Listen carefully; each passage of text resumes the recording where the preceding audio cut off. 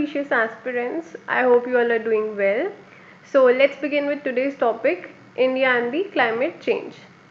Now, what are the observed climate and weather changes in India? कि हमने क्या observe किया है जो changes हुए हैं इंडिया के क्लाइमेट में, जैसे बेसिकली क्या सरफेस टेम्परेचर चेंज हुआ है या रेनफॉल में क्या चेंजेस आए हैं या सी लेवल्स में क्या चेंजेस आए हैं. तो let's see that.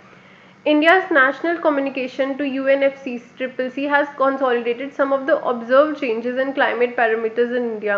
No firm link between the documented changes described below and warming due to anthropogenic climate change has yet been established. कि ये जो चेंजेस हैं क्लाइमेट में, जो इंडिया के जो हमने चेंजेस नोट किए हैं या ऑब्जर्व किए हैं, वो किसने है, जो इंडिया का जो नेशनल कम्युनिकेशन है टू UNFCCC उसने ये चेंजेस ऑब्जर्व किए हैं. ठीक है. सरफेस टेम्परेचर में क्या चेंजेस हैं?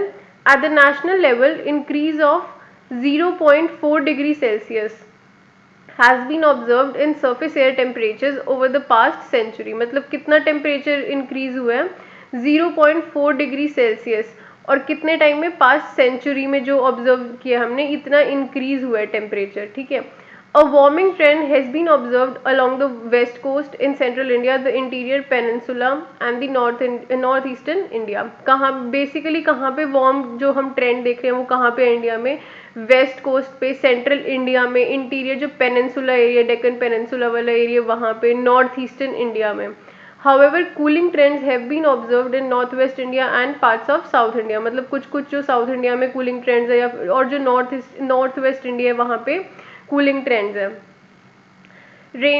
While the observed monsoon rainfall at the all India level does not show any significant trend, regional monsoon variations have been recorded. मतलब कि जो रेनफॉल के वेरिएशंस है वो ओवरऑल, जैसे हम अगर एवरेज हम जो देखते हैं मॉनसून रेनफॉल की चेंजेस की, तो उसमें ओवरऑल जो चेंजेस है वो हमें ज़्यादा दिखाई नहीं देते. लेकिन अगर हम रीजनल मॉनसून वेरिएशंस देखें, रीजनल जैसे किसी पर्टिकुलर एरिया में या किसी पर्टिकुलर रीजन में अगर हम चेंजेस देखें कि इस रीजन में इतना चेंज हुआ है over the past century, over the past decade इतना चेंजेस आया रेनफॉल में, यहाँ पे रेनफॉल इंक्रीज हो गया या फिर यहाँ पे डिक्रीज हो गया, एक रीजन में देख रहे हैं हम. और लेकिन अगर हम consolidated as a monsoon rainfall देखें तो उसमें कोई सिग्निफिकेंट चेंज है नहीं. Next is extreme weather events. Instrument records over the past 130 years do not indicate any marked long-term trend in the frequencies of large-scale droughts and floods. Trends are, however, observed in multi-decadal periods of more frequent droughts followed by less severe droughts. कि अगर हम जैसे देखें जो weather events है, जैसे droughts है, floods है, उसमें कोई ज़्यादा चेंजेस हमें दिखने को नहीं मिलते ओवर द पास्ट ईयर्स. ठीक है. लेकिन मतलब कुछ कुछ है कि जहाँ पे हमें देखने को मिलता है कि मल्टी डेकेडल पीरियड में हम ये देखते हैं कि जो ड्रॉट्स है वो थोड़े से ज़्यादा है, और जो मतलब या तो ज़्यादा ड्रॉट्स है या फिर क्या है कि जो लेस सीवियर ड्रॉट्स है. मतलब वैसे जो एक्सट्रीम वेदर इवेंट्स है जैसे ये ड्रॉट्स, फ्लड्स, इसमें हमें कोई ज़्यादा फ्रीक्वेंसीज इनकी इंक्रीज हुई हमें नहीं दिखती, मतलब कोई भी अगर हम चेंजेस देखें तो. ठीक है. Rise in sea level. The records of coastal tide gauges in the North Indian Ocean for more than 40 years reports that sea level rise was between 1.06 to 1.75 mm per year. These rates are consistent with 1 to 2 millimeter per year global sea level rise estimates of IPCC. मतलब कि जो sea level है वो उसमें increase हुआ है सी level, मतलब जो सी लेवल है उसका राइज हुआ है कितना? 1.06 टू 1.75 मिलीमीटर पर ईयर से वो इंक्रीज हो रहा है. ठीक है. अगर हम ये ओवर द ईयर जो रिपोर्ट देखें, ठीक है, तो उससे क्या सी लेवल राइज क्यों हो रहा है? क्योंकि ऑब्वियसली जैसे जो टेम्परेचर है वो इंक्रीज हो रहा है. टेम्परेचर इंक्रीज होने की वजह से जो सी लेवल है, जो ग्लेशियर्स मेल्ट हो रहे हैं, मेल्ट होके ग्लेशियर्स कहाँ पे आ रहे हैं? सी में आ रहे हैं जो पानी. तो उससे क्या हो रहा है कि जो सी लेवल है उसका वो राइज हो रहा है. ठीक है. Impacts on Himalayan glacier. The Himalayas possesses one of the largest resources of snow and ice, and its glaciers form a source of water for the perennial rivers such as the Indus, the Ganga, and the Brahmaputra. Glacial may impact the long-term lean seasonal flows and with adverse impacts on the economy in terms of water availability and hydropower generation. जो हिमालय है क्या है, उससे क्या होता है कि जो भी जो रिवर्स है, इंदस, गंगा और ब्रह्मपुत्र, ये इनका जो सोर्स है, जो पेरेनियल रिवर्स इनका जो सोर्स है वो क्या है? हिमालयास. ठीक है. जो आइस और ये, लेकिन क्या है कि जो ग्लेशियर्स मेल्ट हो रहे हैं इंक्रीज इन टेम्परेचर्स की वजह से, उसमें जो इनका जो लीन सीजन फ्लोज है, मतलब जिसमें जो लीन सीजन फ्लोज मतलब कि जो नेचुरल फ्लो जो इनका कम हो जाता है जिस सीजन में जो फ्लो होता है, लेकिन वो ग्लेशियल मेल्ट की वजह से वो इंक्रीज हो रहा है.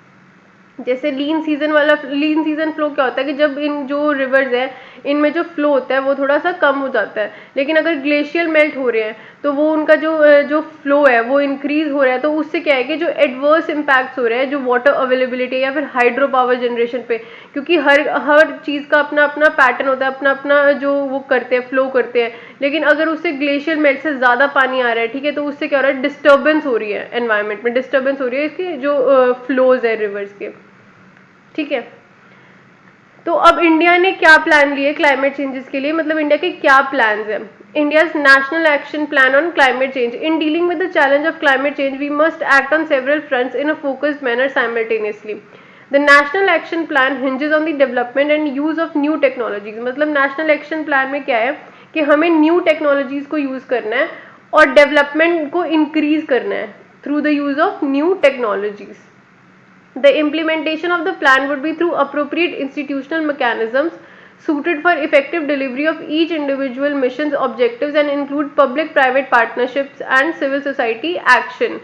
मतलब क्या जो implementation है इस प्लान का, it would be through appropriate institutional mechanisms, मतलब जो इंस्टीट्यूशनल मतलब हर जो प्लान है एक जैसे किसी भी चीज़ का अलग अलग प्लान्स बनाए हैं, ठीक है, तो अलग अलग प्लान्स के लिए अलग अलग ऑब्जेक्टिव्स होंगे, अलग अलग ऑब्जेक्टिव्स के लिए क्या है कि जो इंस्टीट्यूशनल मैकेनिज्म्स बनाए हैं वो हम अलग अलग इंस्टीट्यूशनल मैकेनिज्म्स बनाने पड़ेंगे, तो वो अप्रोप्रिएट इंस्टीट्यूशनल मैकेनिज्म हम के थ्रू हम इम्प्लीमेंट करेंगे हर प्लान को, ठीक है। और इसमें क्या आएगा कि सिर्फ जो क्या है कि जो पब्लिक प्राइवेट पार्टनरशिप है वो भी इंक्रीज होगी और जो सिविल सोसाइटी का जो एक्शन है क्लाइमेट चेंज में उसको भी इंक्लूड करेंगे, ठीक है। The focus will be on promoting understanding of climate change, adaptation and mitigation, energy efficiency and natural resource conservation. Focus किस पे होएगा नेशनल एक्शन प्लान का कि हमें क्लाइमेट चेंज को अंडरस्टैंड करने कि कैसा क्लाइमेट चेंज हो रहा है, क्या क्या चेंजेस है क्लाइमेट में, ठीक है, और हम उसको फिर एडेप्टेशन एंड मिटी मतलब हम उसको क्या करेंगे कि हम जो देखेंगे कि ये जो क्लाइमेट चेंज हो रहा है फिर उससे हम इसको कैसे कम कर सकते हैं, या जो क्लाइमेट चेंज जो नेगेटिव इम्पैक्ट पड़ रहे हैं इसको हम कैसे मिटिगेट कर सकते हैं, इसके सॉल्यूशंस क्या है, फिर उसको हम निकाल लेंगे और उससे हम टारगेट्स बनाएंगे कि इस टाइम से इस टाइम तक हमें ये चीज़ अचीव करनी है, ठीक है, और एनर्जी एफिशिएंसी पे फोकस करेंगे, ठीक है। There are 8 national missions which form the core of the National Action Plan, representing multi-pronged, long-term and integrated strategies for achieving key goals in the context of climate change. मतलब कितने plan बनाए हमने, 8 national plans बनाए हैं. First is National Solar Mission. National Solar Mission is a major initiative of the Government of India and state governments to promote ecologically sustainable growth while addressing India's energy security challenge. मतलब national solar mission में क्या है कि हमें solar panels को basically use करना है, तो इससे क्या होगा जो सस्टेनेबल ग्रोथ होएगी और जो हमें एनर्जी सिक्योरिटी, जो एनर्जी हम यूज़ कर रहे हैं, जो फॉसिल फ्यूल्स यूज़ कर रहे हैं या फिर जो नॉन रीन्यूएबल एनर्जी सोर्सेज हम यूज़ कर रहे हैं, उससे हम किस पे शिफ्ट होएंगे, रीन्यूएबल एनर्जी सोर्स पे शिफ्ट होएंगे, क्योंकि sunlight is a renewable energy source, तो उससे अगर हम एनर्जी डिराइव कर रहे हैं सनलाइट से तो क्या आएगा, तो जो हमारी एनर्जी जो सिक्योरिटी चैलेंज है उसको भी ये एड्रेस करेगा ये मिशन. ऑब्जेक्टिव क्या है इसके, to establish India as a global leader in solar energy by creating the policy conditions for its diffusion across the country as quickly as possible. तो क्या है कि इसमें ऑब्जेक्टिव क्या है कि इंडिया को हमें ग्लोबल लीडर बनाना है सोलर एनर्जी में और ऐसी पॉलिसी कंडीशंस बनानी है, ठीक है, जिससे हम सोलर एनर्जी को यूज कर सके अच्छे से. मिशन टारगेट्स क्या है इसके, to create an enabling policy framework for the deployment of 100 megawatt of solar power by 2022. मतलब कि कितनी मेगावाट ऑफ सोलर पावर कितनी लगानी है, 100 megawatt. The centre has revised cumulative targets under national solar mission from 20,000 megawatt by 2021-2022 to 1 lakh megawatt a quantum jump. मतलब अब कितने कर दिया इसने, सेंटर ने कितना कर दिया टारगेट, 1 लाख मेगावाट हमें जनरेट करना है. The target will principally comprise of 40 gigawatt rooftop and 60 gigawatt through large and medium scale grid connected solar power projects. जो हम रूफटॉप से जो हम एनर्जी डिराइव करते हैं सोलर एनर्जी, उससे कितना है 40 गीगावाट, और जो स्केल ग्रिड कनेक्टेड जो सिस्टम होता है उससे हम कितनी डिराइव करेंगे 60 गीगावाट. तो ये इसके मिशन के टारगेट्स हैं. नेक्स्ट मिशन कौन सा है, the national mission for enhanced energy efficiency, कि जो एनर्जी एफिशिएंसी उसको हमें कैसे एनहांस करना है. It seeks to strengthen the market for energy efficiency by creating conducive regulatory and policy regime. कि हमें जो मार्केट है एनर्जी एफिशिएंसी की उसको कैसे इंक्रीज करना है through regulatory and policy regimes. It has been envisaged to foster innovative and sustainable business models to the energy efficiency sector. मतलब हमें इसमें ऐसे business models लाने हैं जो कि innovative है और जो कि जो business है उसको sustainable रखे, मतलब sustainable जो business है वो रहे, ठीक है. It seeks to create and sustain markets for energy efficiency in the entire country, which will benefit the country and the consumers. मतलब ये एक ऐसी मार्केट क्रिएट करेगा जो कि सस्टेनेबल होगी, जो कि सस्टेन काफ़ी लंबे टाइम तक सस्टेन करेगी, ठीक है, and it will benefit through out the country. Objectives क्या है इसके? Promoting innovative policy and regulatory regimes, financing mechanisms and business models which not only create but also sustain markets for energy efficiency in a transparent manner with clear deliverables to be achieved in a time bound manner. मतलब क्या है कि जो हम एक innovative policy लाएंगे और एक ऐसी रेगुलेटरी रेजीम्स लाएंगे जिससे कि जो एनर्जी एफिशिएंसी की मार्केट है वो क्रिएट हो, और वो क्रिएट भी करें हम साथ में, और उसको लंबे टाइम तक हम सस्टेन भी करके रखें उस एनर्जी एफिशिएंसी की मार्केट को, ताकि हम जो हमने टारगेट्स रखे हैं उसको हम क्या बोलेंगे? डिलीवरेबल. जो हमने टारगेट्स रखे कि ये टारगेट हमें अचीव करना है तो वो टाइम बाउंड मैनर तक हम वो डिलीवरेबल्स अचीव कर पाए, ठीक है, और through transparent manner. Next is National Mission on Sustainable Habitat. National Mission on Sustainable Habitat seeks to promote sustainability of habitats through improvement in energy efficiency in buildings, urban planning, improved management of solid and liquid waste, model shift towards public transport and conservation through appropriate changes in legal and regulatory framework.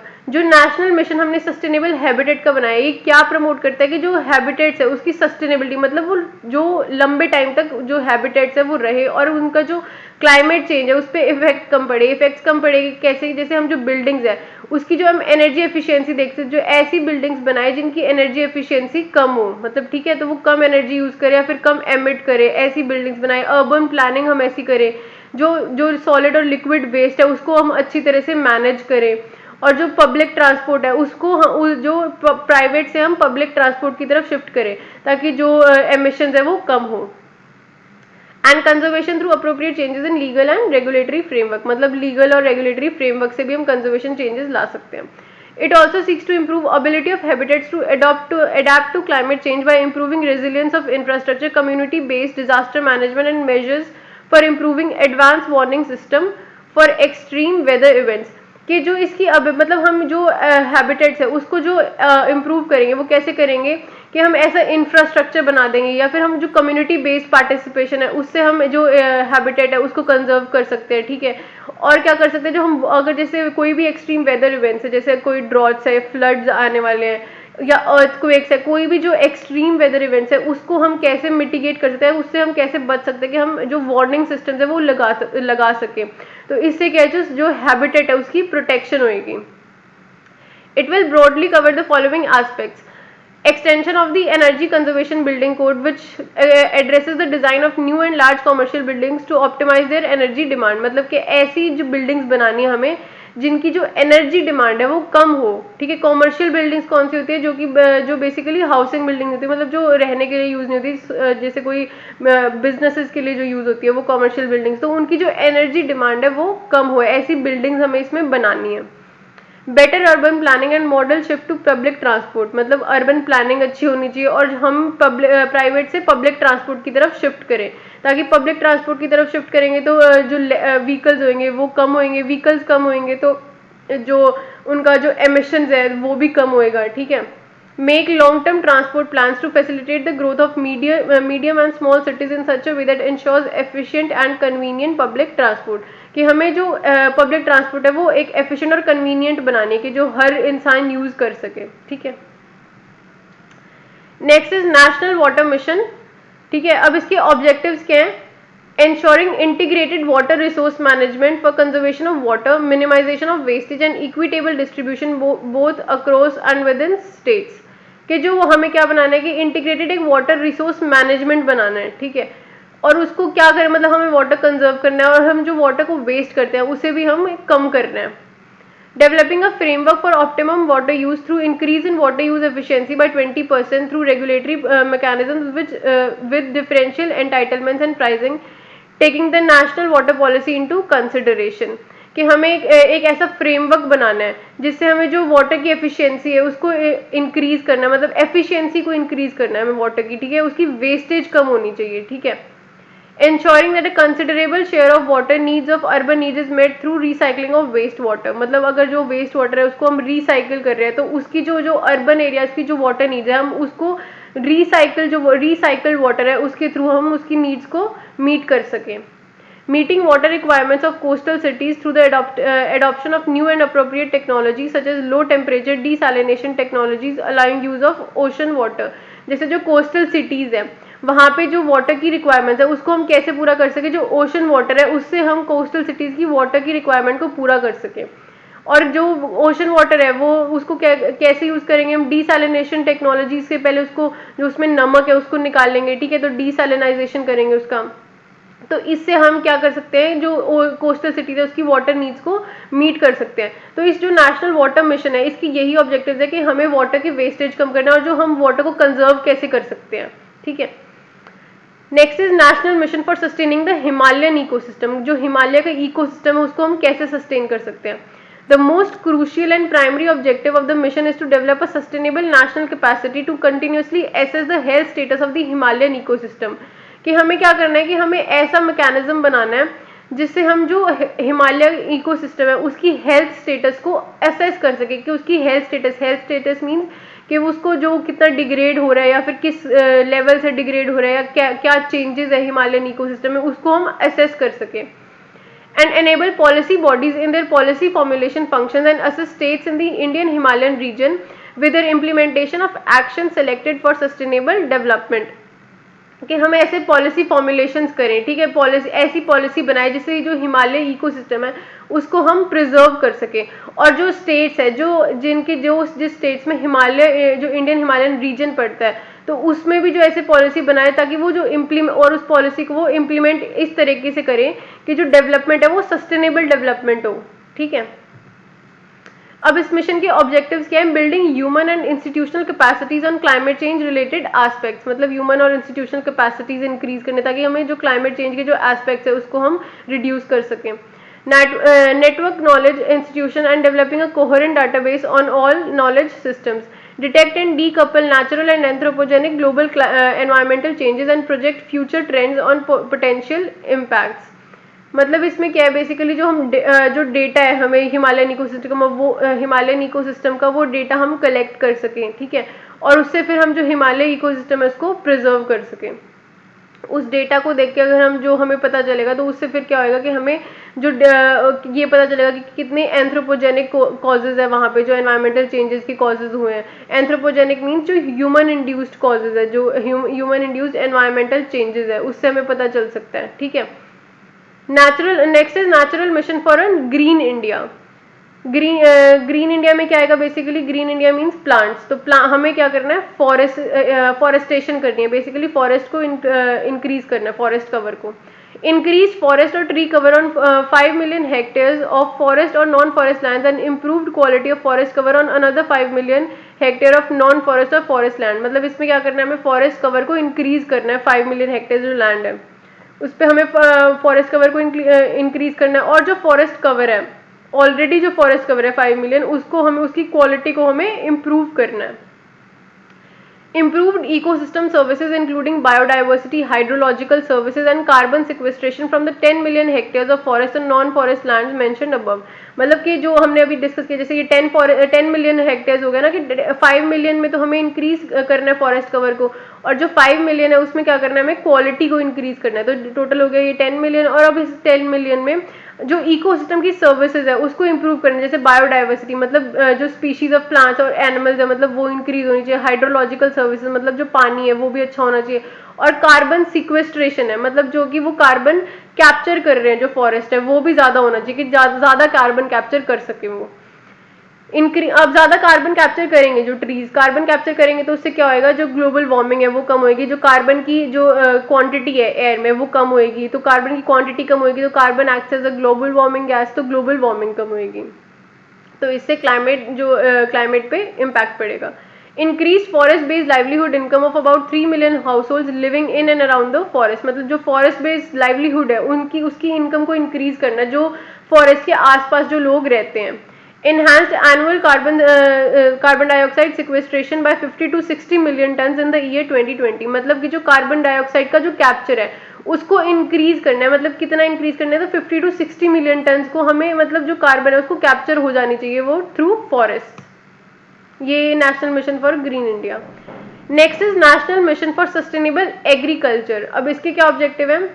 To devise strategic plans at the climatic zone level so that action plans are contextualized to regional scales in the areas of research and development, technology and practices, infrastructure and capacity building. Basically क्या है कि जो agriculture है उसका जो climate पे impact पड़ रहा है, तो उसको हम उसको कैसे एड्रेस कर सकते हैं? Through research and development. मतलब कि हम रिसर्च करें वहाँ पे कि जैसे सॉइल की रिसर्च की हमने, या और फिर उससे क्या करें, हम ऐसी टेक्नोलॉजीज डेवलप करें जिसके जो क्लाइमेट पे इम्पैक्ट है वो कम पड़े, ठीक है। और इंफ्रास्ट्रक्चर, और ऐसी इंफ्रास्ट्रक्चर डेवलपमेंट भी ऐसी होनी चाहिए। To enhance agriculture productivity through customized interventions such as use of biotechnology to develop improved varieties of crops and livestock, promoting efficient irrigation system, demonstration of appropriate technology, capacity building and skill development। मतलब क्या है कि जो agriculture है उसमें हम कैसे कर सकते हैं? Through use of biotechnology. Biotechnology का यूज करके हम क्या करेंगे, जो वेराइटी ऑफ क्रॉप्स है उसको इम्प्रूव करेंगे। तो इससे क्या होगा, जो एग्रीकल्चर है वो भी इम्प्रूव होएगा, और जो इरिगेशन सिस्टम है उसको भी हम एफिशिएंट बनाएंगे, और जो ऐसी टेक्नोलॉजीज यूज करेंगे जो कि अप्रोप्रिएट है, जो कि क्लाइमेट पे अफेक्ट भी ना करे, और जो एग्रीकल्चर है उसके लिए भी बेनिफिशियल हो। To facilitate access to information and institutional support by expanding automatic weather station networks to the panchayat level and linking them to existing insurance mechanism, including the weather-based crop insurance scheme and the national agriculture insurance scheme, scaling the returns at that level। मतलब क्या है कि जो इसमें जो information और institutional support है, मतलब जो उसको जो हमें इंस्टीट्यूशन की सपोर्ट मिल रही है और जो हमें इंफॉर्मेशन मिल रही है उसका एक्सेस हम कैसे लेंगे? By expanding automatic weather station networks. मतलब जो वेदर स्टेशन नेटवर्क्स है उसको हम जो पंचायत लेवल तक लेके आएंगे, ताकि जो विलेजेस है उसमें भी हमें पता चले कि जो वेदर जो चेंजेस है, जो हमें इंफॉर्मेशन है उसकी जो हमें नॉलेज हो, ठीक है। Next is to promote laboratory to land research by creating model villages and model farm units in rain-fed and dryland areas। मतलब जो लेबोरेटरी टू लैंड रिसर्च है, मतलब जो हम सॉइल की रिसर्च करते हैं लेबोरेटरीज में, ठीक है, वो हम क्या करें, जो मॉडल विलेजेस है उसको बनाए, ठीक है, और मॉडल फार्म यूनिट्स बनाए जो रेन फेड और ड्राई एरियाज में है, ठीक है। तो इससे क्या होएगा कि जो हमें इन्फॉर्मेशन है, जो इन्फॉर्मेशन मिलेगी हमें एग्रीकल्चर लैंड की कि क्या कैसी एग्रीकल्चर लैंड है, ताकि हम उस इन्फॉर्मेशन को यूज करके हम उसी टाइप की क्रॉप्स वहाँ पे लगा सकें, और क्या हम ऐसे चीज़ें यूज़ कर सकें, क्या फर्टिलाइजर्स यूज़ कर सकें, क्या मैन्योर यूज़ करें हम ऐसा कि जिससे जो वो है जो ग्रोथ है वो अच्छी हो, और जो क्लाइमेट पे इम्पैक्ट पड़ रहा है वो भी कम हो। Next is National Bioenergy Mission. According to estimates, biomass from agro and agro-industrial residue can potentially generate 25,000 megawatt of power in India. This can be further raised with wasteland-based integrated energy plantation and power generation system. Bioenergy क्या होती है? Bioenergy is a renewable energy derived from biological sources to be used for heat, electricity or vehicle fuel. Biofuels derived from plant materials is amongst the most rapidly growing renewable energy technologies. Bioenergy क्या है? जो it is a renewable energy जो कि हमें biological sources से मिलती है। और हम इसको कैसे यूज़ करते हैं? फॉर हीट, इलेक्ट्रिसिटी और व्हीकल फ्यूल। और जो बायोफ्यूल्स है that is the most growing renewable energy technologies. और नेशनल बायोएनर्जी मिशन में क्या है? बेसिकली जो हम बायोमास का यूज़ करके एनर्जी एफिशिएंसी को कैसे इम्प्रूव कर सकते हैं। बायोमास से हम क्या कर सकते हैं? इसका कितना पोटेंशियल है कि 25,000 मेगावाट ऑफ पावर जनरेट कर सकती है थ्रू बायोमास, ठीक है। Next is climate change organisation. मतलब जो क्लाइमेट चेंज है उससे रिलेटेड कैसी कौन कौन सी ऑर्गेनाइजेशन हैं।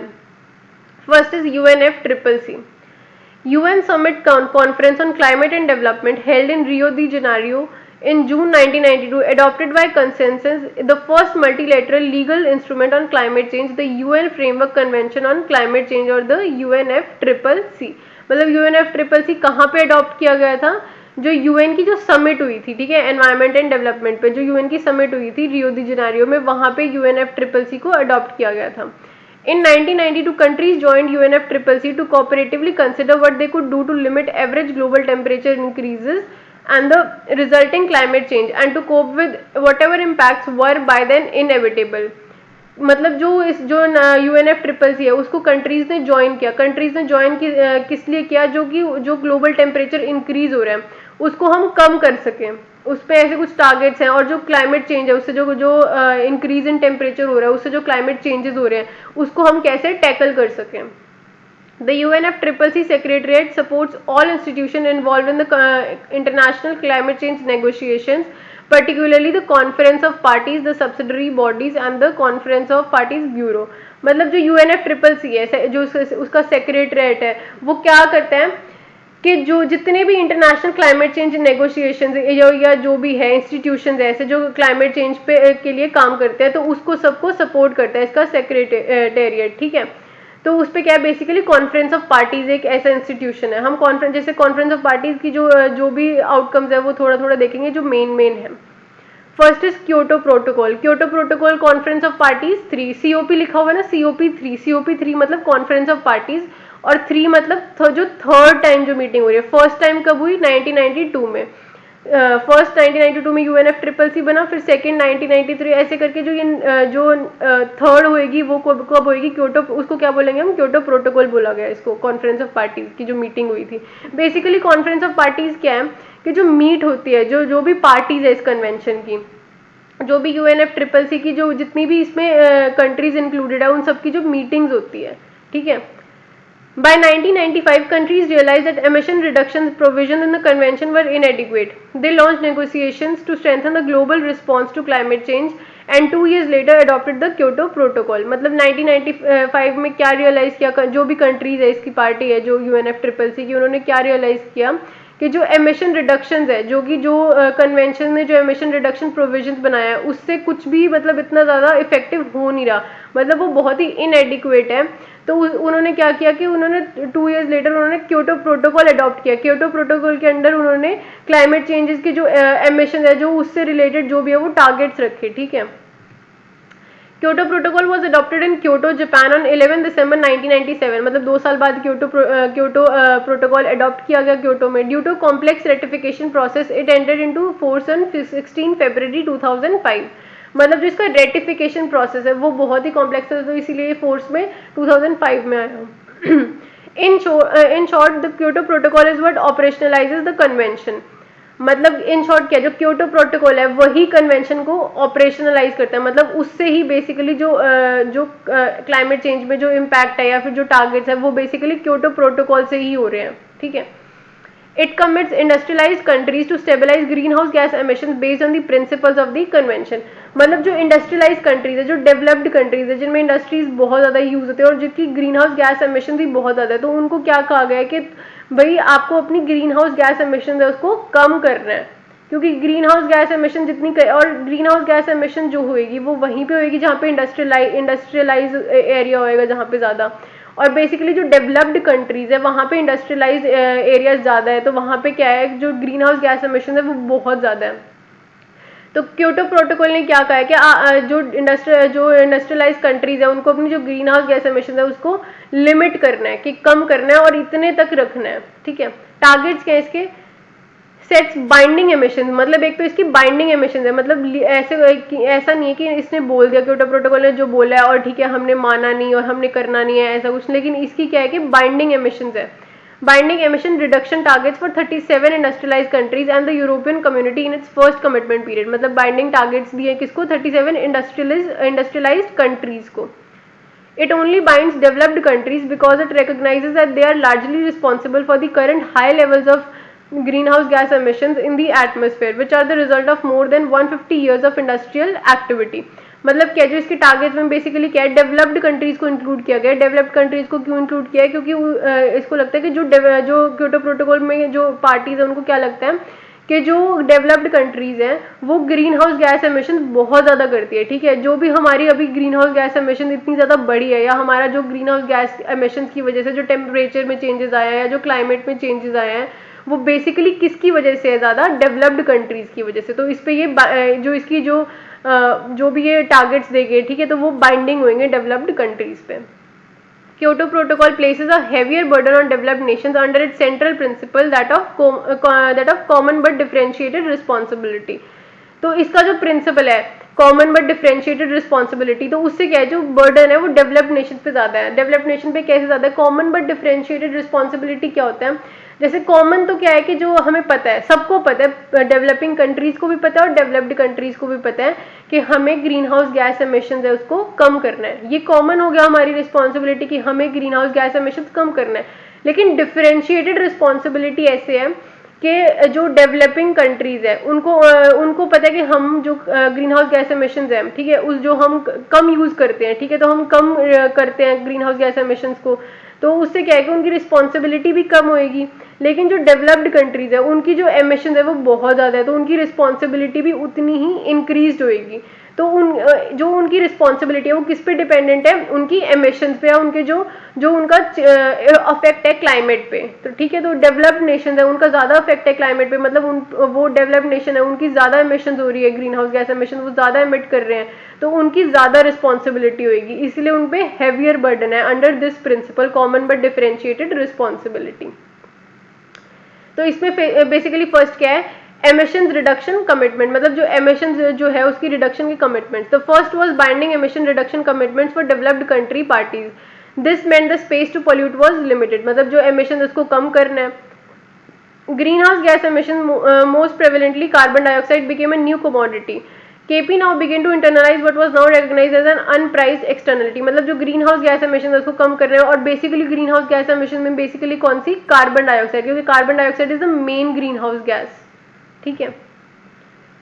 Next is flexible market mechanisms, this leads us to the second, the flexible market mechanisms of the KP based on the trade of emission permits, मतलब trade of emission permits कौन से, जो हमने पहले पढ़े थे, कौन से, जो कार्बन क्रेडिट है और जो कार्बन ऑफसेट्स है, उससे क्या होगा, हमें जो परमिट मिलेगा, ठीक है, कार्बन क्रेडिट और कार्बन ऑफसेट से, तो उससे ये डील करता है।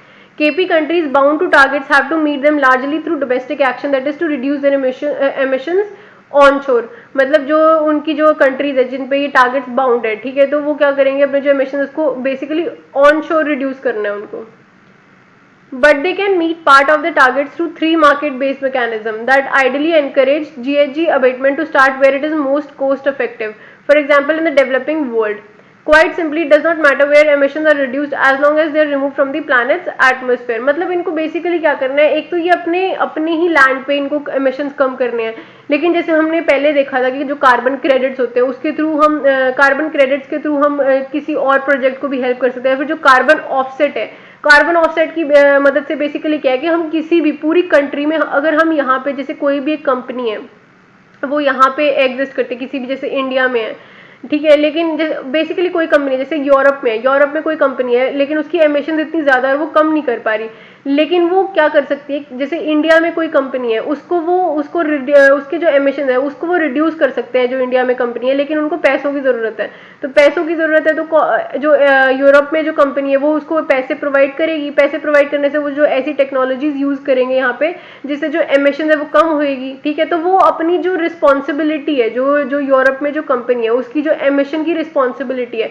उसने पूरी कैसे की, जो इंडिया में कंपनी है उसको हेल्प करके। ये मैटर नहीं करता कि कहाँ पे एमिशंस को कम कर रहे हैं हम, मतलब एज लॉन्ग एज पूरे प्लैनेट को हम सेव कर रहे हैं, ठीक है, क्योंकि हमें ये मैटर नहीं करता कि हम यूरोप में एमिशन को कम कर रहे हैं, जो यूरोप की कंपनी है उसने इंडिया की कंपनी को हेल्प की एमिशंस कम करने के लिए। तो इससे क्या है कि जो ओवरऑल जो टेम्परेचर, जो ओवरऑल प्लैनेट का क्लाइमेट चेंज है वो तो इम्प्रूव हो रहा है ना, कि कहीं भी हम इस चीज़ को इफेक्ट कर सकते हैं। तो इसी फ्लेक्सिबल मार्केट मैकेनिज्म्स में यही है क्योटो प्रोटोकॉल के, कि हम ये जो कार्बन क्रेडिट्स है या कार्बन ऑफसेट्स हैं इनको यूज करके हम अपने जो एमिशंस हैं उसके टारगेट्स को कंप्लीट कर सकते हैं। मतलब जैसे कुछ कंपनीज अपने टारगेट्स को अपनी कंट्री पे या अपने लोकेशन पे कंप्लीट नहीं कर पाती, तो वो ऐसे मैकेनिज्म्स यूज करके अपने टारगेट्स को मीट कर लेती है, ठीक है। फर्स्ट इसका जो Kyoto flexible market protocol mechanisms कौन कौन से, इसमें joint implementation, clean development mechanism and emission trading. Joint implementation में मतलब कोई भी जो दो डेवलप्ड कंट्रीज हैं वो दोनों मिलके ऐसे टारगेट्स को कंप्लीट करें, तो मतलब जॉइंट इम्प्लीमेंटेशन हो गई, ऐसे क्लीन डेवलपमेंट मैकेनिज्म हो गया, एमिशन ट्रेडिंग हो गया। एमिशन ट्रेडिंग मतलब कि जो ये कार्बन ट्रेडिंग है, इसकी मदद से हम क्या कर सकते हैं, जो अपने टारगेट्स को पूरा कर सकते हैं। Objectives of Kyoto mechanism, objective क्या है इसके, Its objective is to facilitate, promote and enforce compliance with the commitments under the protocol. मतलब जो इसके जो commitments हमने protocol में लिए हैं उसके objectives क्या हैं कि उसको facilitate करना और उसको promote करना और enforce करना उन compliance को, ठीक है. Stimulate sustainable development through technology transfer and investment. मतलब sustainable development करनी है हमें through technology transfer. Help countries with Kyoto commitments to meet their targets by reducing emissions or removing carbon from the atmosphere in other countries in a cost effective way. मतलब यही है basically कि हमें जो Kyoto की commitments उसको पूरा करना है, एमिशंस को रिड्यूस करना है. अगर हम एमिशन अपने कंट्री में रिड्यूस नहीं कर पा रहे तो हम किसी और कंट्री में जाके एमिशंस को रिड्यूस कर सकते हैं. Non compliance of Kyoto and penalties. मतलब जो अगर कोई भी क्योटो प्रोटोकॉल को माने ना और अगर उसके टारगेट्स को पूरा ना करे तो उस पर क्या पेनल्टीज लग सकती है. Like most things in life, failure to comply with the protocol carries penalties. If a country does not meet the requirements for measurements and reporting, said country loses the privilege of gaining credit through joint implementation projects.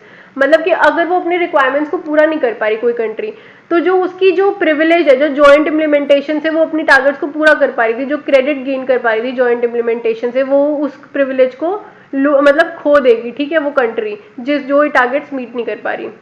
If a country goes above its emission cap and does not try to make up the difference through any of the mechanisms available, then said country must make up the difference plus an additional 30% during the next period. मतलब कि उसने क्या किया, अगर कोई country जो emission की cap लगाई, मतलब इतने एमिशन हमें इतने इससे ज़्यादा हमें एमिट नहीं करना, लेकिन वो कंट्री इससे ज़्यादा एमिट कर रही है और वो उस पर वो कोई भी इस चीज़ को अपने मेथड से कोई इसको रिड्यूस करने की कोशिश भी नहीं कर रही वो कंट्री, या फिर कोई वो मैकेनिज्म्स भी नहीं अडॉप्ट कर रही जिससे जो रिड्यूस हो सके एमिशंस, तो उस कंट्री को क्या कर रहे हैं, एडिशनल 30% रिड्यूस करना पड़ेगा उसको, ठीक है. जो करना है वो तो करना ही है, अब additional 30%. The country could also be banned from participating in the cap and trade program. मतलब जो cap and trade program है उससे भी जो participate नहीं कर पाएगी. Cap and trade program is basically emission जो trading program होता है, ठीक है. अब जो ये है क्योटो जो कॉन्फ्रेंस ऑफ पार्टीज हो रही है, तो उसमें जो वॉर्सो आउटकम्स है, पोलैंड में है ये, उसका कॉन्फ्रेंस ऑफ पार्टीज 19, मतलब कॉन्फ्रेंस COP19 मतलब कॉन्फ्रेंस ऑफ पार्टीज और 19th टाइम जो इनकी मीट हो रही है, ठीक है. तो इसमें बेसिकली क्या है, closing the pre-2020 ambition gap. Governments resolve to strengthen measures to close the ambition gap, the gap between what has been pledged to date and what is required to keep the world below a maximum average 2 degrees Celsius temperature rise before the new agreement enters into force in 2020.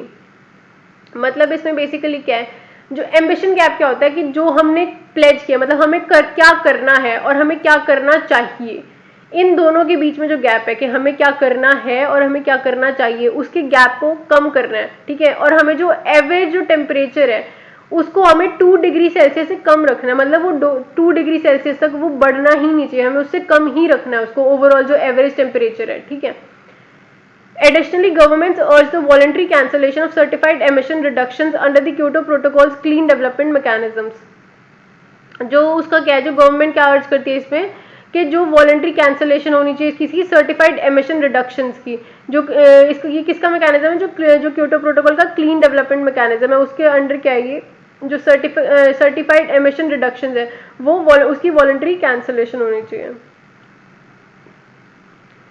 Cutting emissions from deforestation, मतलब कि हम emissions को कैसे cut कर सकते हैं from deforestation.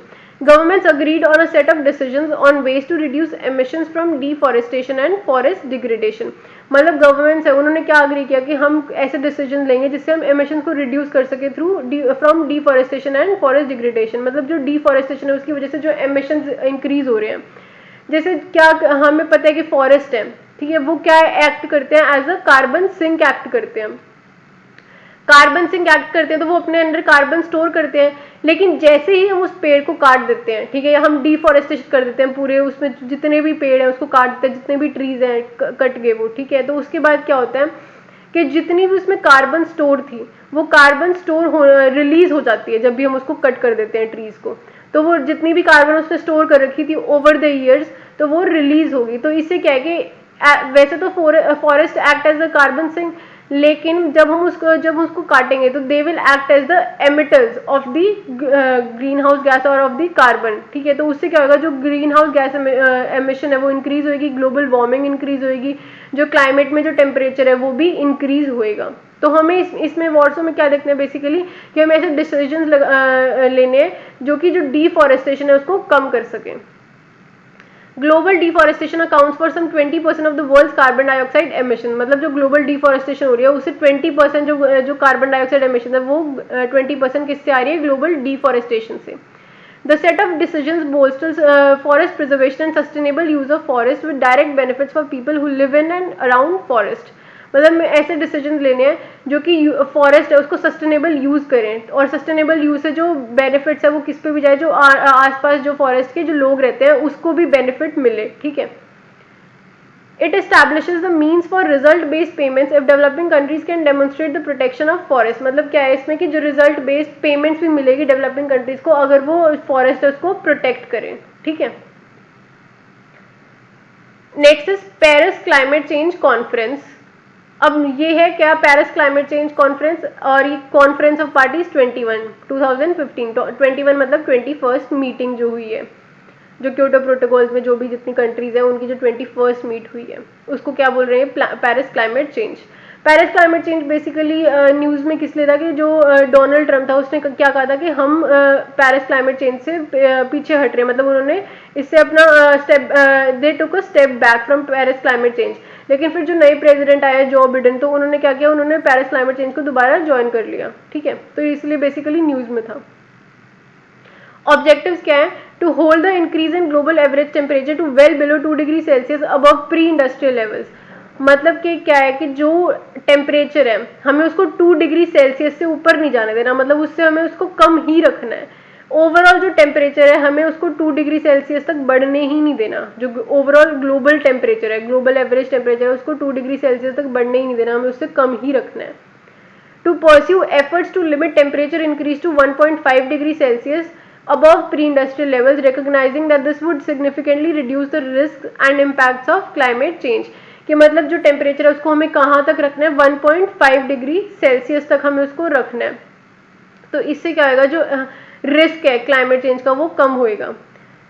The agreement also talks about reaching the global peaking of emissions by the second half of the century, recognizing that peaking will take longer for developing country parties। कि peak जो emissions की peak है, ठीक है, उसको हमें कम रखना है। पीक मतलब जैसे 2 डिग्री सेल्सियस तक हमें बढ़ने ही नहीं देना, हमें उससे कम करना है। तो हम इसको रिकग्नाइज भी करना है कि हम इसको कम कैसे कर सकते हैं, ठीक है। और जो इसमें क्या है, जो डेवलपिंग कंट्रीज है, ठीक है, वो थोड़ा लंबा टाइम ले सकती है इसमें, ठीक है। जो इसको जो हमने टारगेट्स लेके वो कैसे रिड्यूस करेंगे टेम्परेचर को, हमें कैसे बढ़ने नहीं देना उसमें। Next is REDD and REDD plus. REDD मतलब reducing emissions from deforestation and forest degradation. मतलब क्या है कि हमें कैसे एमिशंस को रिड्यूस करना है through deforestation and forest degradation. From deforestation मतलब जो डिफॉरेस्टेशन की वजह से जो एमिशंस हो रहे हैं उसको हमें कैसे कम करना है। It is the global endeavor to create an incentive for developing countries to protect, better manage and save their forest resources, thus contributing to the global fight against climate change। REDD में basically क्या है कि जो हमें क्या करना है, बस एमिशंस को कम कर रहे हैं from deforestation and forest degradation. लेकिन जो REDD प्लस है, it goes beyond merely checking deforestation and forest degradation and includes incentives for positive elements of conservation, sustainable management of forest and enhancement of forest carbon stocks। मतलब क्या है कि एक तो REDD में तो बेसिकली हमें सिर्फ डिफॉरेस्टेशन को चेक करना है और उससे जो एमिशंस हो रही है उसको चेक करना है।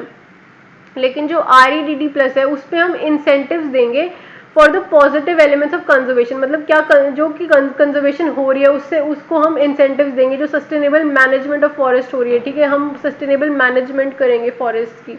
मतलब जो फॉरेस्ट है उसको उसकी मैनेजमेंट अच्छे तरीके से हो रही है, या फिर जो कंजर्वेशन है वो बहुत अच्छे तरीके से हो रही है। जो कार्बन स्टॉक्स है वो इन्हांस हो रहे हैं फॉरेस्ट में, मतलब जो फॉरेस्ट है वो carbon as a carbon sink जो बहुत ज़्यादा कार्बन को स्टोर कर रहा है। तो REDD प्लस में बेसिकली इंसेंटिव्स इंक्लूड है, ये सब इंक्लूडेड है, सस्टेनेबल डेवलपमेंट इंक्लूडेड है। और REDD में सिर्फ emissions from deforestation and forest degradation include है, ठीक है। REDD is the global endeavor to create an incentive for developing countries to protect, better manage and save their forest resources through thus contributing to the global fight against climate change।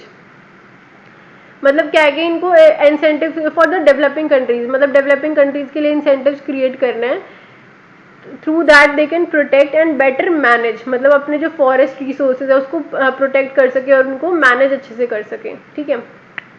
REDD plus conceptualizes flow of positive incentives for demonstrated reduction in deforestation और for enhancing quality and expanse of forest cover। मतलब REDD plus में basically क्या है कि जो जो incentives है, जो पॉजिटिव इंसेंटिव्स दिए जा रहे हैं ताकि जो डिफॉरेस्टेशन है उसको कम कर सके या फिर जो फॉरेस्ट कवर है उसको इंक्रीज कर सके, ठीक है। REDD में बेसिकली पॉजिटिव इंसेंटिव्स है ताकि फॉरेस्ट कवर इंक्रीज हो और जो डिफॉरेस्टेशन है उसको कम कर सके। It works on the basis of creating a financial value for the carbon stored and enhanced in biomass and soil of standing forest. Countries that reduce emissions and undertake sustainable management of forest will be entitled to receive funds and resources as incentives। मतलब जो भी countries जो भी इस emissions को reduce करेगी और sustainable management of forest करेगी, ठीक है, जो भी ये करेगी तो उसको क्या इंसेंटिव्स मिलेंगे, ठीक है, या फंड्स और रिसोर्सेज मिलेंगे एज इंसेंटिव्स, ठीक है। तो अगर इंसेंटिव्स मिलेंगे किसी भी कंट्री को कि हाँ ठीक है हमें इंसेंटिव्स मिल रहे हैं, हमें फंड्स मिल रहे हैं, अगर जैसे किसी के पास पैसा कम है, ठीक है, लेकिन उसको पैसा मिल रहा है, फंड्स मिल रहे हैं, रिसोर्सेज उसको अच्छे से मिल रहे हैं किसी कंट्री को ताकि वो डिफॉरेस्टेशन कम करे और अपनी जो एमिशन है उसको रिड्यूस करे और जो सस्टेनेबल मैनेजमेंट है वो अच्छे से करे, तो उससे वो क्या करेगी, जो फंड्स की मदद से ज़्यादा एमिशन को कम करे, मतलब कम कर सकती है या उसकी बहुत ज़्यादा हेल्प हो सकती है इन फंड्स की वजह से। तो REDD प्लस में बेसिकली जो ये इंसेंटिव्स है ये दिए जा रहे हैं and it is very beneficial for the countries. REDD plus approach incorporates important benefits of livelihood improvement, biodiversity conservation and food security service। मतलब इसमें क्या है कि इसमें इंक्लूडेड क्या है, जो इंपॉर्टेंट बेनिफिट्स है लाइवलीहुड इंप्रूवमेंट के। लाइवलीहुड इंप्रूव जैसे फॉरेस्ट कवर है, जो फॉरेस्ट के आसपास जो लोग रहते हैं उनका लाइवलीहुड उस पर डिपेंडेंट है, फॉरेस्ट पे डिपेंडेंट है, ठीक है। तो अगर हम फॉरेस्ट कवर को अच्छे से इन्हांस करेंगे, इंक्रीज करेंगे, तो उससे क्या होएगा कि जो बेनिफिट्स हैं उनको अच्छे से मिलेंगे सबको बेनिफिट्स, ठीक है। फॉरेस्ट का जो कवर है उसके लाइवलीहुड बेनिफिट्स मिलेंगे। फिर जो बायोडाइवर्सिटी कंजर्वेशन भी होएगी क्योंकि अगर फॉरेस्ट को हम कंजर्व कर रहे हैं तो उससे जहाँ जो वहाँ पे फ्लोरा एंड फौना है वो भी कंजर्व होएगा, ठीक है। फूड सिक्योरिटी सर्विसेज भी कंजर्व होएगी, ठीक है। Will India benefit from REDD plus, मतलब इंडिया कैसे बेनिफिट कर रहा है। India's sustained efforts for conserving and expanding its forest and tree resources have the possibility of being rewarded for providing carbon service to the international community in addition to providing traditional goods and services to the local communities। मतलब क्या है कि जो India के efforts है, जो sustained efforts है, मतलब जो लगातार इंडिया एफर्ट करता आ रहा है फॉरेस्ट को कंजर्व करने के लिए, जो ट्री रिसोर्सेज है उसको एक्सपैंड करने के लिए जो एफर्ट इंडिया करता आ रहा है, तो उसको क्या रिवॉर्ड मिलेगा, इट वुड गेट रिवॉर्डेड, ठीक है। क्योंकि REDD प्लस में बेसिकली क्या है इंसेंटिव्स देना। तो अगर इंसेंटिव्स कैसे देंगे, अगर वो कोई अच्छा काम करेगा, मतलब अच्छा काम इन द सेंस के जब वो एमिशंस कम करेगा, अपनी फॉरेस्ट कवर इंक्रीज करेगा, डिफॉरेस्टेशन कम करेगा, तो उसको क्या मिलेंगे इंसेंटिव्स। तो ऐसे India have the possibility of being rewarded for providing carbon service. For providing carbon service कौन सी, मतलब कि they act as a carbon sink. Carbon sink कब एक्ट करेगा, जब उसमें फॉरेस्ट कवर इंक्रीज होएगा, ठीक है। तो अगर फॉरेस्ट कवर इंक्रीज हो रहा है तो उनको they have the possibility of being rewarded. The incentive so receive from REDD plus would be pass to the local communities involved in protection and management of the forest. This will ensure sustain protection of our forest against deforestation. मतलब जो incentives हमें REDD plus में मिल रहे हैं उस incentives को हम local communities तक पहुंचाएंगे। लोकल कम्युनिटीज़ भी हमारी हेल्प कर रही है क्योंकि जो वहाँ पे फॉरेस्ट के आसपास जो भी लोकल कम्युनिटीज़ रहती है वो लोकल कम्युनिटीज़ हमें हेल्प करती है, ठीक है। फॉरेस्ट को वो भी हेल्प करती है फॉरेस्ट को प्रिजर्व करने में या फॉरेस्ट को एक्सपैंड करने में, ट्री कवर इन्हांस करने में, ठीक है। तो उससे क्या हो रहा है कि जो मैनेजमेंट ऑफ फॉरेस्ट हो रही है वो इंक्रीज हो रही है लोकल कम्युनिटीज़ की मदद से। तो लोकल कम्युनिटीज़ को जो इंसेंटिव जो REDD प्लस के थ्रू हमें मिल रहे हैं वो हम लोकल कम्युनिटीज़ तक वो इंसेंटिव्स हम पहुंचाएंगे। अगर वो इंसेंटिव्स हम लोकल कम्युनिटीज़ तक पहुंचा रहे हैं, ठीक है, क्योंकि उनके पास पैसों की इतने ज़्यादा पैसे नहीं है, लेकिन हम उनको रिसोर्सेज दे रहे हैं। अब अगर हम उनको फंड्स प्रोवाइड कर रहे हैं तो उससे क्या होएगा, और ज़्यादा फॉरेस्ट कंजर्वेशन होएगा, क्योंकि वो उसकी मदद से और ज़्यादा फॉरेस्ट को कंजर्व करेंगे और डिफॉरेस्टेशन कम करेंगे। तो it will ensure that the sustain protection, मतलब लंबे टाइम तक ये सस्टेन ही रहेगा प्रोटेक्शन जो फॉरेस्ट का है, ठीक है, इसकी मदद से। तो इससे हमें ये बेनिफिट मिल रहा है कि सस्टेन प्रोटेक्शन ऑफ फॉरेस्ट हो रही है REDD+ की मदद से। It is estimated that a REDD+ program for India could provide capture of more than 1 billion tons of additional carbon dioxide over the next 3 decades and provide more than $3 billion as carbon service incentives under REDD।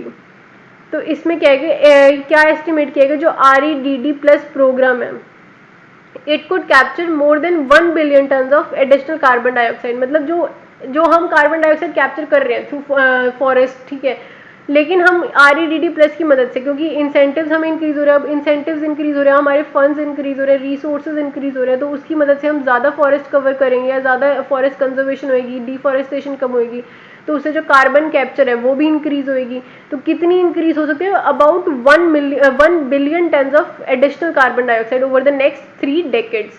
तो इतनी carbon dioxide हम capture कर सकते हैं। And it provide more than $3 billion as carbon service incentive, मतलब कितने incentive दे दिए? $3 billion incentive मिल रहा है अंडर REDD। कार्बन सर्विस मतलब कि हम कितना कार्बन कैप्चर कर रहे हैं, तो उससे हमें ये इंसेंटिव मिल रहा है। तो ये बेनिफिट है इंडिया को, ठीक है, REDD+ का। India position on REDD and REDD+ कि इंडिया की क्या पोजिशन है।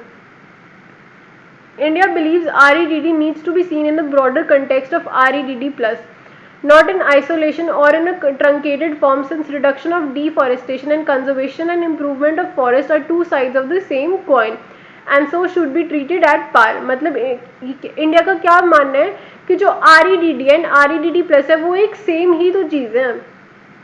जैसे क्या है, REDD में बेसिकली क्या है कि हमें डिफॉरेस्टेशन को कम करना है, ठीक है, और उससे हमें एमिशंस कम करनी है। REDD में सिर्फ इतना दे रखा है, REDD में सिर्फ इतना दे रखा है, ठीक है, लेकिन REDD+ में क्या है कि जो हमें REDD+ में हमें इंसेंटिव्स भी दे रहे हैं, डिफॉरेस्टेशन को कम करने के इंसेंटिव्स मिल रहे हैं हमें, ठीक है, हमें कंजर्वेशन और सस्टेनेबल डेवलपमेंट हो रही है REDD+ से। तो इंडिया का ये स्टैंड है कि जो REDD और जो REDD+ है वो सेम ही तो बात है, कि they are the two sides of the same coin, ठीक है, कि हमें डिफॉरेस्टेशन करनी है और उससे हमें इंसेंटिव्स मिल रहे हैं। तो ये एक ही बात है, इसको अलग अलग ट्रीट नहीं करना चाहिए, इंडिया का ये मानना है। India's stand was finally accepted in the 13th meeting of the Conference of Parties at Bali when elements of conservation, sustainable management of forest and enhancement of forest carbon stocks were added to the then existing text of reducing deforestation and forest degradation as part of Bali Action Plan। मतलब जो India का stand है वो accept किया गया 13 meeting of the conference party, मतलब conference of parties 13 में India का स्टैंड एक्सेप्ट किया गया कि हाँ भाई REDD और REDD+ जो है वो सेम ही चीज़ है और हमें इसको एज इन आइसोलेशन ट्रीट नहीं करना चाहिए, ठीक है। इसको और इसमें क्या कहाँ पे एज ए यूज़ किया गया, इसको एज एक्सेप्ट किया गया बाली एक्शन प्लान में। It has presented an ambitious Green India Mission program under its National Action Plan on Climate Change। मतलब it is presented as an ambitious green India mission. Green India mission मतलब कि forest को increase करना, ठीक है।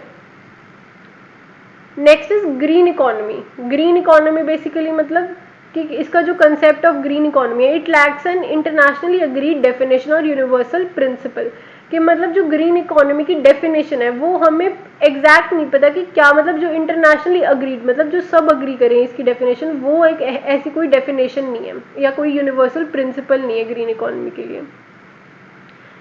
The Rio+20 outcome document identifies green economy in the context of sustainable development and poverty eradication, and it affirms that approach will be different in accordance with the national circumstances and priorities for each countries।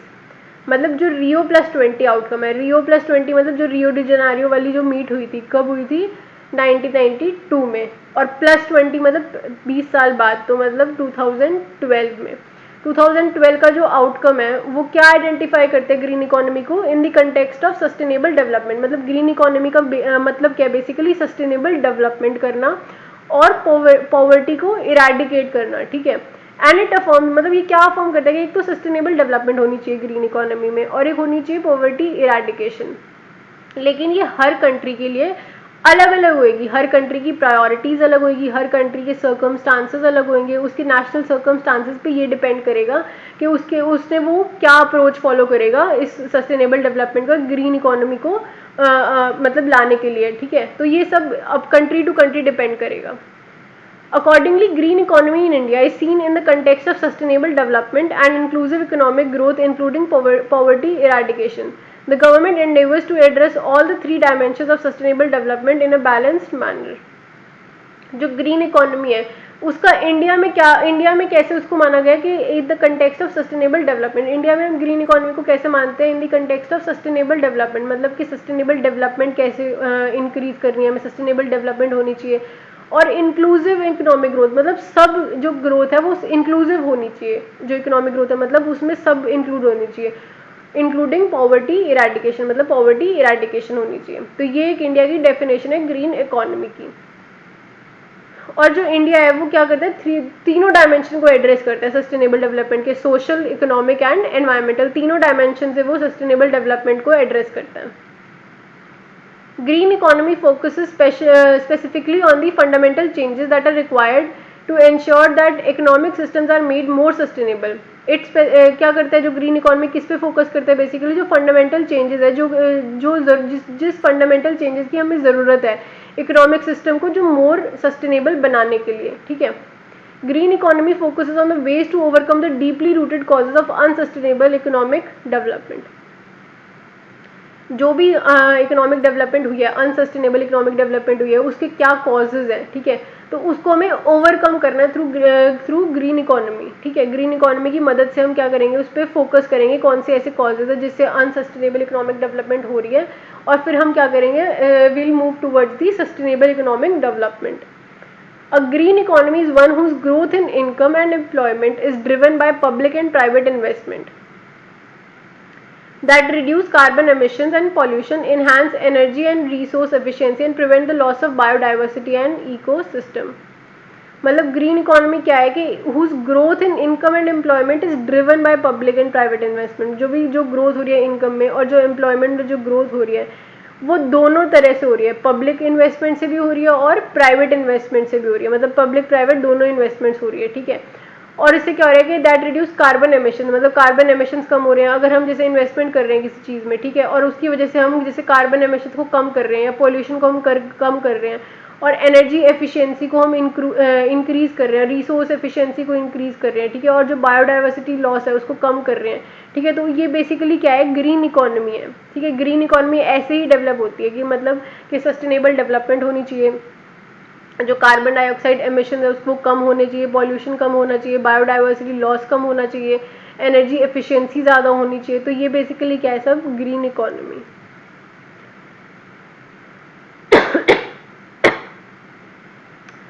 Next is measures to adopt green economy. क्या हम green economy को कैसे adapt कर सकते हैं।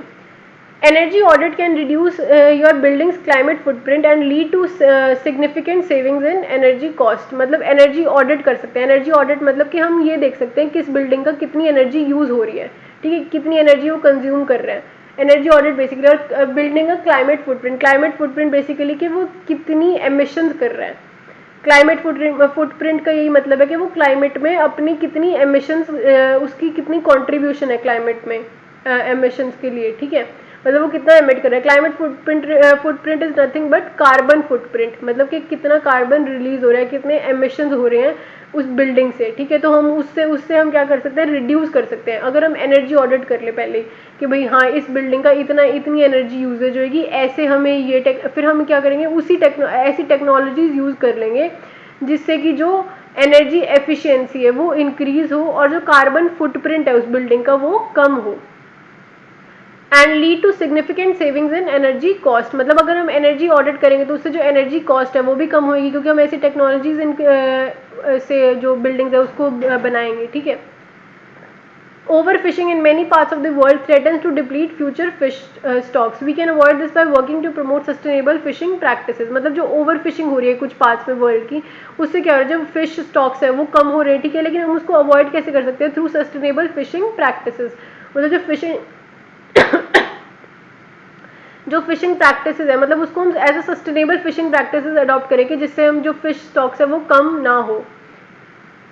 Deforestation accounts for close to 20% of the world's green house gas emissions, मतलब deforestation से कितना हो रहा है कि जो वर्ल्ड कितना हो रहा है 20% वो ग्रीन हाउस गैस एमिट कर रही है। डिफॉरेस्टेशन से कैसे एमिट करते हैं कि जैसे वो उन्होंने कार्बन स्टोर कर रखा है, कार्बन डाइऑक्साइड स्टोर कर रखी है ओवर द ईयर्स उन्होंने स्टोर कर रखे हैं। लेकिन क्या हो रहा है कि जो डिफॉरेस्टेशन हो रही है उससे जब जैसे डिफॉरेस्टेशन जैसे जैसे जैसे हम पेड़ काटते हैं तो जो जितना उन्होंने स्टोर किया वो सब रिलीज कर रहे हैं एटमॉस्फेयर में, तो उससे कितना कंट्रीब्यूशन आ रहा है ग्रीन हाउस गैस एमिशन में 20%।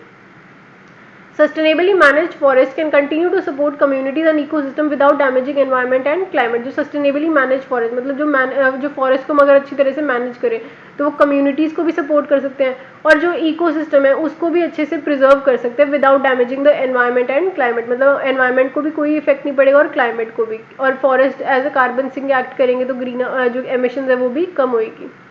Use electronic files to reduce your demand for paper products, मतलब हमें इलेक्ट्रॉनिक फाइल्स यूज़ करनी चाहिए टू जो पेपर प्रोडक्ट्स है। पेपर प्रोडक्ट्स कैसे आते हैं, वुड पल्प से आते हैं। वुड पल्प मतलब जो फॉरेस्ट से आएगा वो, ठीक है, तो फॉरेस्ट से आएगा तो उससे क्या होगा, डिफॉरेस्टेशन इंक्रीज होगी, तो हमें पेपर प्रोडक्ट्स की जो यूजेज है उसको कम करना चाहिए और इलेक्ट्रॉनिक फाइल्स को ज़्यादा यूज़ करना चाहिए, ठीक है, तो उससे क्या होगा, डिफॉरेस्टेशन कम होएगी। When you support certified sustainable forest products, you support a healthy environment and sustainable livelihood। जब भी हम कोई ऐसे certified sustainable forest product use करते हैं या उनको सपोर्ट करते हैं तो उससे क्या हो रहा है, हेल्दी एनवायरनमेंट को भी हम सपोर्ट कर रहे हैं और सस्टेनेबल लाइवलीहुड को भी हम सपोर्ट कर रहे हैं उससे। कार पूलिंग और taking public transport reduces environmental impacts and economic cost while strengthening community. तो जैसे जैसे हम कार पूलिंग करेंगे, ठीक है, कार पूलिंग कर रहे हैं हम, तो उससे क्या होएगा कि व्हीकल्स कम यूज़ होंगे। कार पूलिंग से मतलब एक जने को जब यहाँ पे जाना है दूसरे इंसान को भी वहीं पे जाना है और उससे आसपास कहीं जाना है तो वो एक ही कार करके चले जाए, तो उससे क्या है कि जो व्हीकल्स है वो कम होंगे और व्हीकुलर एमिशंस कम होगी, तो मतलब ग्रीन हाउस गैस की एमिशंस कम होगी और जो हम क्लाइमेट पे इम्पैक्ट उसका कम पड़ेगा, ठीक है, तो उससे क्या आएगा, तो अगर हम कार पूलिंग करेंगे तो जो एनवायरमेंटल इम्पैक्ट्स है वो रिड्यूस होंगे और जो क्लाइमेट इम्पैक्ट्स है वो रिड्यूस होंगे, तो हमें बेसिकली कार पूलिंग या फिर पब्लिक ट्रांसपोर्ट को यूज़ करना चाहिए, ठीक है। Next is ecological footprint. Ecological footprint is basically क्या है, it is a measure of human demand on the earth ecosystem, मतलब कि ह्यूमन की क्या डिमांड है अर्थ की इकोसिस्टम पे, ठीक है, मतलब कितनी ह्यूमन डिमांड कर रहा है इस इकोसिस्टम पे। It is a standardised measure of demand for natural capital that may be contrasted with the planet's ecological capacity to regenerate and represents the amount of biologically productive land and sea area necessary to supply the resources a human population consumes and to assimilate associated waste। मतलब क्या है कि ecological footprint क्या होता है कि जो हम डिमांड कर रहे हैं, जो ह्यूमंस की जो डिमांड हो रही है, ठीक है, जो ह्यूमंस की डिमांड बढ़ रही है लेकिन जो अर्थ का कैपेसिटी है रीजनरेट का, मतलब जैसे जो हम जैसे फॉसिल फ्यूल्स यूज़ करते हैं, ठीक है, तो हमने जैसे अगर हमें ऐसे लगता है कि आज हमने फॉसिल फ्यूल सारे यूज़ कर लिए लेकिन जो उसकी जो अर्थ की कैपेसिटी है उस फॉसिल फ्यूल को रीजनरेट करने की वो तो इतनी फास्ट है नहीं, मतलब कि फॉसिल फ्यूल्स या इनको बनने में तो इतने टाइम मिलियंस ऑफ ईयर्स लगते हैं इनको रीजनरेट होने में, ठीक है, अगर हम इनको ख़त्म कर देंगे तो इनको मिलियंस ऑफ ईयर्स लगेंगे रीजनरेट होने में, ठीक है।